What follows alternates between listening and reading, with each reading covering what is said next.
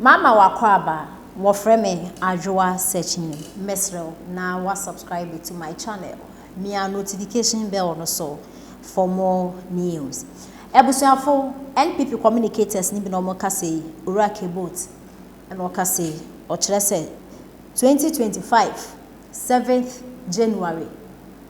His Excellency Nana Danko Akufo-Addo at that time no ex-president or the akonwa no ebehye vice president Dr. Bawumia Nensa atamfo pew omumpew and the ade bisi breaking the eti amuke ya emu ya din o because damage am cause wo NPP party ni mu no ka bibia so oni obi edi nkoma ensem a omo keka no ansa na mo be clear party ni mu no wo adwuma ye papa isi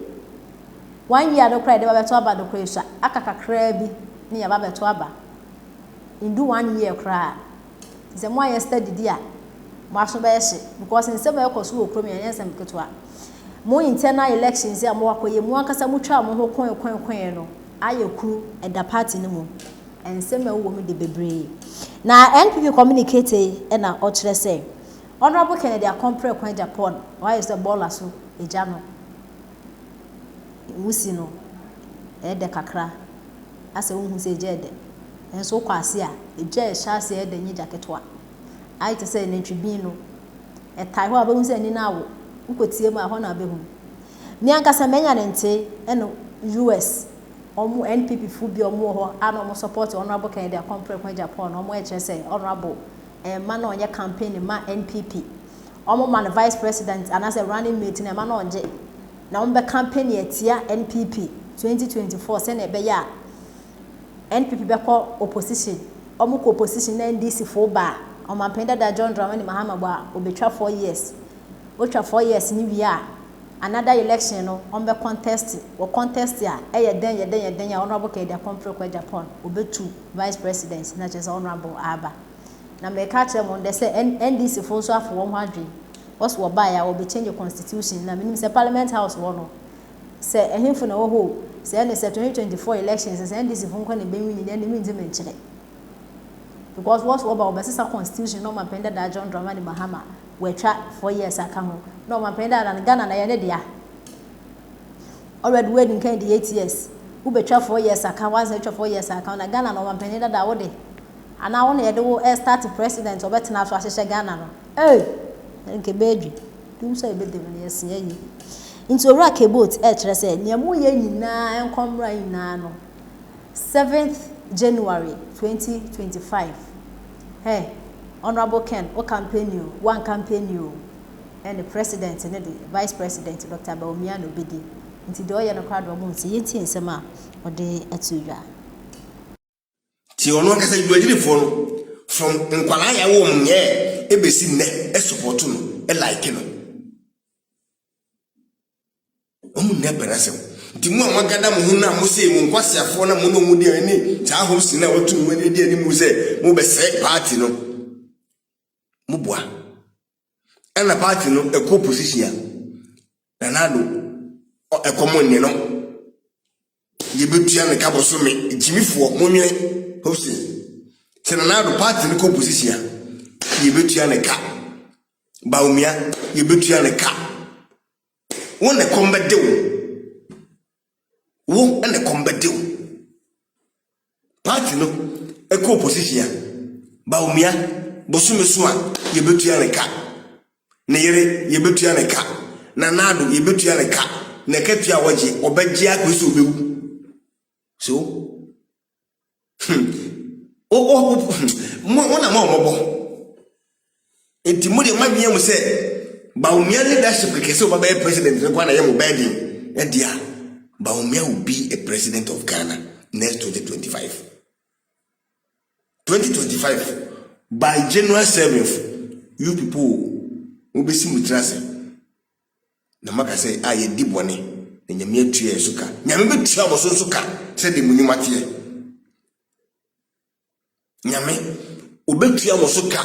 na nyame amwa align na mo fa na mo na ma group se mo be say se si anto abana ma align ko ade anase mo candidate a mo pe no ne nsa nkan ko ade a mo be say party trust me 1% kura wonya 1% kura Alan onya na mo share ma abusuafo mesrɛ mo ene die kwan so ya mo share video no why eno na me beye adwuma adie obia share obia that's bamboni tantan wenti and wenti me ansin we NDC mo no unko na we ni ba what time ba umia ni for no reason ba umia what time ba umia for no reason sikani brenti ana munam tukudi ala ya chine nyame atua moka sikani bre na wadwe ye o se wo batwetwe na ade akọ yes I am telling you would the ala ya chi for no nothing otu ono would na chi because of the obedience ya opa ala ne the obedience enti wo ko ni an ne bene ojo so a on ne bejo so and there is no way Alan can be a president of Ghana enti mean sit down over enti anyway come benya de wo benya ken kwasi asem pa kire MPP but obi no ba so chance no opa ken kwasi asem kire MPP all the time unya sa chance no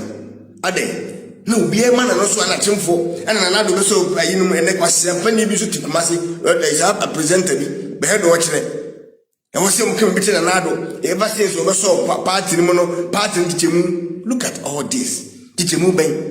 ni pa de ni dan so wo di nkwasi asem di sim hu no eti ho muntimi kan kire no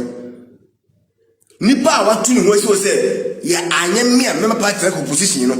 oti ho mon kasa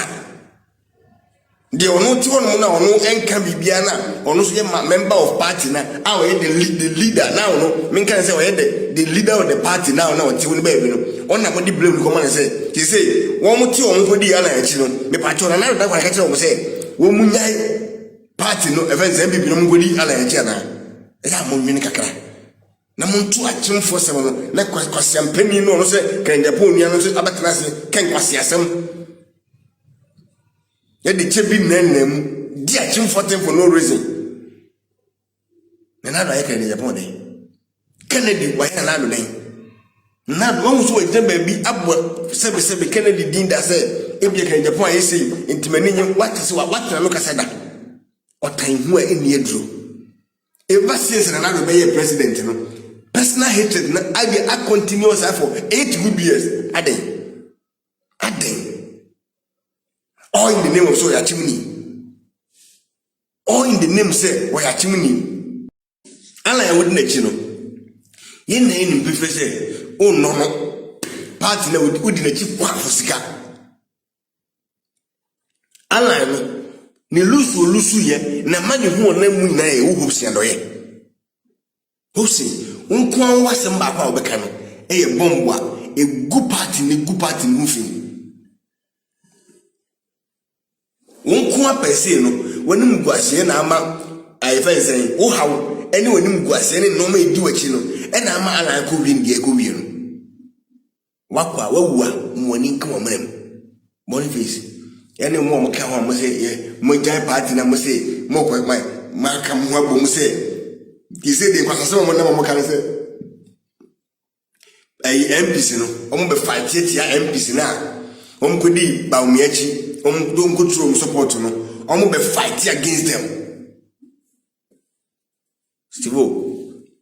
name mo ya de me da se o mo be fight against them the obeka so ko on post bia no o me pe candidate na ko taking o ko pe candidate ko ya another bra mo fight it ya no another bre so be ko on post so on ko on post